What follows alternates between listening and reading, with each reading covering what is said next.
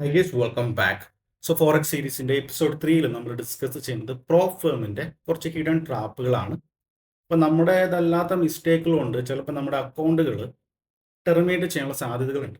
അപ്പോൾ ആ കാര്യങ്ങളാണ് ഞാൻ ഈ ഒരു വീഡിയോയിൽ ഡിസ്കസ് ചെയ്തത്.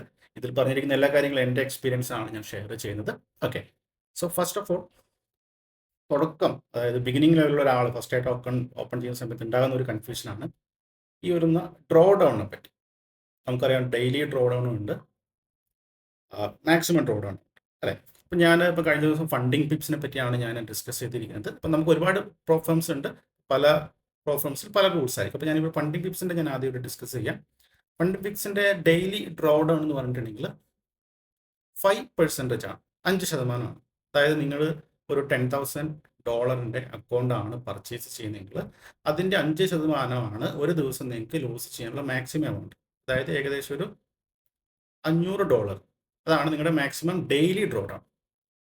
അപ്പോൾ അതിനായിട്ട് നിങ്ങൾ സ്റ്റാർട്ട് ചെയ്തിട്ട് നിങ്ങളുടെ അക്കൗണ്ട് $9,500 വരുന്ന സമയത്ത് നിങ്ങളുടെ അക്കൗണ്ട് ടെർമിനേറ്റ് ചെയ്ത് കളയും ഓട്ടോമാറ്റിക്കലി, റൈറ്റ്? അപ്പോൾ ഇനി വേറൊരു കാര്യം കൂടി പറയാനുള്ളത്, ഇപ്പം നിങ്ങൾ ഒരു ദിവസം പ്രോഫിറ്റ് എടുത്തു, അപ്പോൾ നിങ്ങളുടെ കറണ്ട് ബാലൻസ് എന്ന് പറഞ്ഞിട്ടുണ്ടെങ്കിൽ $10,500 ആണ്, $500 പ്രോഫിറ്റ് കിട്ടി. അപ്പം ഇനി നെക്സ്റ്റ് ഡേ ട്രേഡ് എടുക്കുന്ന സമയത്ത് ഈ ഒരു ക്യാപിറ്റലിൻ്റെ 5% ആയിരിക്കും അന്നത്തെ ഡെയിലി ഡ്രോ ഡൗൺ. അത് പല ആൾക്കാർക്കും കൺഫ്യൂഷൻ വരുന്ന കാര്യമാണ്. അല്ലാതെ 9,500 ആയിരിക്കില്ല. ഏതാണോ നിങ്ങളുടെ ലേറ്റസ്റ്റ് ആയിട്ടുള്ള ക്യാപിറ്റൽ, കറണ്ട് ക്യാപിറ്റൽ, അതിൻ്റെ 5% ആയിരിക്കും അന്നത്തെ ഡെയിലി ഡ്രോ ഡൗൺ. അപ്പോൾ ആ ഒരു കാര്യം ശ്രദ്ധിക്കാൻ വേണ്ടി ശ്രമിക്കാം. പലപ്പോഴും പല ആൾക്കാർക്കും കൺഫ്യൂഷനിലാണ്. ഓക്കെ, ഇതാണ് മെയിനായിട്ട് ശ്രദ്ധിക്കേണ്ട ഒരു കാര്യം. പിന്നെ പല പ്രോഫേംസിനും പല രീതിയിലുള്ള ആയിരിക്കും. അപ്പോൾ എപ്പോഴും അവരുടെ വെബ്സൈറ്റിൽ പോയിട്ട് ഒന്ന് ക്രോസ് ചെക്ക് ചെയ്ത് വെരിഫൈ ചെയ്യാൻ വേണ്ടി ശ്രമിക്കാം. ചെറിയ ചെറിയ റൂൾസ് ആയിരിക്കും, പക്ഷേ നമ്മൾ അറിയാതെ തന്നെ എന്തെങ്കിലുമൊക്കെ മിസ്റ്റേക്ക് കൊണ്ട് നമ്മൾ അക്കൗണ്ട് വൈപ്പിട്ടു. ഇനി രണ്ടാമത്തെ കാര്യം നമ്മൾ പറയുകയാണെങ്കിൽ വീക്കെൻഡ് റൂൾസ് എന്ന് പറഞ്ഞൊരു ഓപ്ഷൻ ഉണ്ട്. വീക്കെൻഡ് റൂൾസ് അത് പല ബ്രോക്കേഴ്സിനും പല പ്രോഫേംസിനും പല റൂൾസുകളാണ് ഉള്ളത്, റൈറ്റ്? അതായത് നിങ്ങൾ ട്രേഡ് വീക്കെൻഡ് ഹോൾഡ് ചെയ്യാനുള്ള ഓപ്ഷൻ ഉണ്ടായിരിക്കില്ല, അല്ലെങ്കിൽ ന്യൂസ് ട്രേഡിംഗ് ചെയ്യുന്ന സമയത്ത് ഹോൾഡ് ചെയ്യാനുള്ള ഓപ്ഷൻസ് ഉണ്ടായിരിക്കില്ല. അങ്ങനെ പല പല റൂൾസുകൾ പല ഫേംസും കൊണ്ടുവരാറുണ്ട്. അപ്പോൾ അത് കറക്റ്റായിട്ട് മനസ്സിലാക്കാം. So no hold, right? Weekend hold ചെയ്യാൻ വേണ്ടി പറ്റില്ല.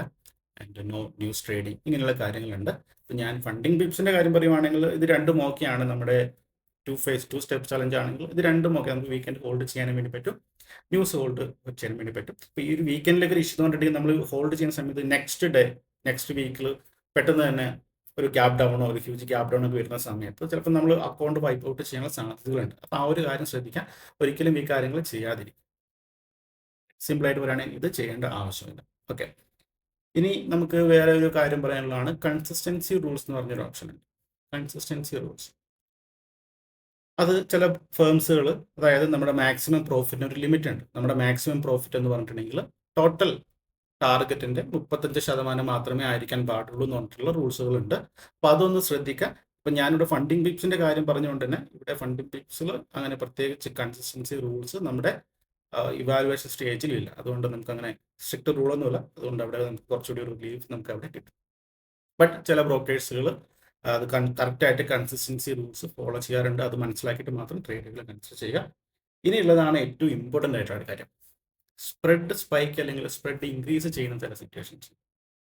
ഇപ്പോൾ എൻ്റെ കാര്യം പറയുകയാണെങ്കിൽ ഞാൻ സ്റ്റാർട്ടിങ്ങിൽ എനിക്ക് മൾട്ടിപ്പിൾ ഞാൻ അക്കൗണ്ട് ഓപ്പൺ ചെയ്തിട്ടുണ്ടായിരുന്നു. സോ ഒരു തവണ എൻ്റെ ഒരു പാസ്സായ ഒരു അക്കൗണ്ട്, 2 സ്റ്റെപ്പ് ഒക്കെ കഴിഞ്ഞിട്ട് പാസ്സായ ഒരു അക്കൗണ്ടിൽ ഞാൻ ട്രേഡ് എടുക്കുവാണ്. ട്രേഡ് എടുക്കാൻ വേണ്ടിയിട്ട് ഞാൻ എൻ്റെ ടെക്നിക്കൽ അനാലിസിസ് ഒക്കെ ചെയ്തു.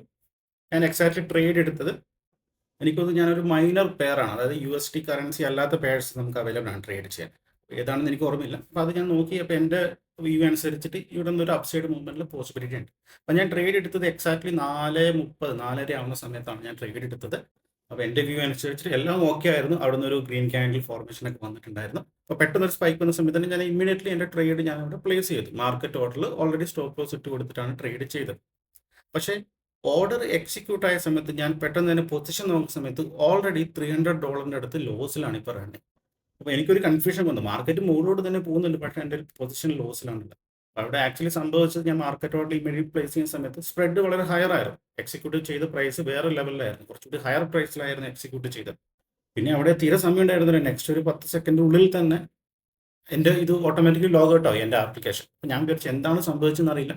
പിന്നീട് അതിൻ്റെ ഡാഷ്ബോർഡിൽ പോയി നോക്കിയ സമയത്താണ് മനസ്സിലായത് ടെർമിനേറ്റ് ചെയ്തു എന്നുള്ളത്. റൈറ്റ്. അപ്പോൾ ഇങ്ങനെയുള്ള കാര്യങ്ങൾ നമ്മൾ ശ്രദ്ധിക്കുക, എസ്പെഷ്യലി ന്യൂസ് വരുന്ന സമയങ്ങളിൽ. ഫോറക്സ് ന്യൂസ് ഇവൻ്റുമായിട്ട് എപ്പോഴും അപ്ഡേറ്റ് ചെയ്തുകൊണ്ടേയിരിക്കുക, നമ്മളെപ്പോഴും അപ്ഡേറ്റ് ചെയ്തുകൊണ്ടേയിരിക്കുക, അല്ലെങ്കിൽ വലിയ നഷ്ടങ്ങൾ നമുക്ക് സംഭവിക്കേണ്ടി വരും. പിന്നെ ന്യൂയോർക്ക് മാർക്കറ്റ് ഓപ്പൺ ചെയ്യുന്ന സമയത്ത് എപ്പോഴും ഹൈ മാർക്കറ്റ് വോളാറ്റൈലായിരിക്കും മാർക്കറ്റ്, അതും നമ്മൾ ശ്രദ്ധിക്കുക. ആ ഒരു സമയത്തൊക്കെ നമ്മൾ കറക്റ്റായിട്ട് ഓർഡർ കൊടുത്താൽ പ്ലേസ്മെൻ്റ് ആവണം നിർബന്ധമില്ല. പിന്നെയുള്ളത് നമ്മുടെ മൈനർ പേഴ്സ് ഉണ്ടല്ലോ, USD അല്ലാത്ത പേഴ്സിൽ ഓൾറെഡി കുറച്ച് സ്പ്രെഡ് കുറച്ച് വലുതാണ്. അതുകൂടാതെ അതിൻ്റെ കൂടെ ഇവൻ്റ് കൂടി ഉണ്ടാകുന്ന സമയത്ത് ഇപ്പോൾ എനിക്ക് സംഭവിച്ച എന്തായാലും നിങ്ങൾക്ക് സംഭവിക്കാൻ സാധ്യത വളരെ കൂടുതലാണ്. അപ്പോൾ എപ്പോഴും ശ്രദ്ധിക്കുക, ഹൈ വൊളാറ്റൽ മാർക്കറ്റ് വരുന്ന സമയങ്ങളിൽ ട്രേഡുകൾ അവോയ്ഡ് ചെയ്യുക എന്നുള്ളതാണ് ഏറ്റവും ഇമ്പോർട്ടൻ്റ് ആയിട്ടുള്ള കാര്യം. ഇൻ കേസ് ട്രേഡ് ചെയ്യുകയാണെങ്കിൽ പോലും വളരെ ചെറിയ ലോട്ട് സൈസിൽ മാത്രം ട്രേഡ് ചെയ്യാം. കാരണം ഞാൻ നേരത്തെ പറഞ്ഞ പോലെ തന്നെ നമുക്ക് ഒന്ന് ആലോചിക്കാനുള്ള സമയം അവിടെ ഉണ്ടായിരിക്കുന്നില്ല. എൻ്റെ ഒരു 10 സെക്കൻഡ് കൊണ്ടാണ് ആ അക്കൗണ്ട് ടെർമിനേറ്റ് ചെയ്തത്, അതും എൻ്റെ അല്ലാത്തൊരു മിസ്റ്റേക്ക് ഉണ്ട്. അപ്പോൾ എപ്പോഴും ഹൈ വൊളാറ്റൽ മാർക്കറ്റ് വരുന്ന സമയങ്ങളിൽ എപ്പോഴും ശ്രദ്ധയോടെ ട്രേഡുകൾ കൺസിഡർ ചെയ്യുക. ട്രേഡ് അവോയ്ഡ് ചെയ്യാനാണ് ഞാൻ സജസ്റ്റ് ചെയ്യുന്നത്. ഇൻ കേസ് എടുക്കാൻ ആണെങ്കിൽ വളരെ ചെറിയ ലോട്ട് സൈസ് മാത്രം എടുക്കാം.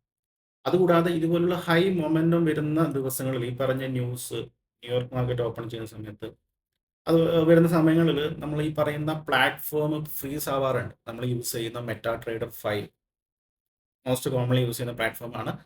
അത് ഫ്രീസ് ആവാറുണ്ട്. ശ്രദ്ധിച്ചാൽ നിങ്ങൾ മനസ്സിലാവും. അപ്പോൾ ആ ഒരു സമയങ്ങളിൽ, അതായത് ഹൈ വൊളാറ്റിലിറ്റി മാർക്കറ്റിൽ, ഹൈ വൊളാറ്റൽ മാർക്കറ്റിൽ ഞാൻ നേരത്തെ പറഞ്ഞ പോലെ തന്നെ ട്രേഡുകൾ മാക്സിമം അവോയ്ഡ് ചെയ്യാൻ തന്നെ ശ്രമിക്കാം.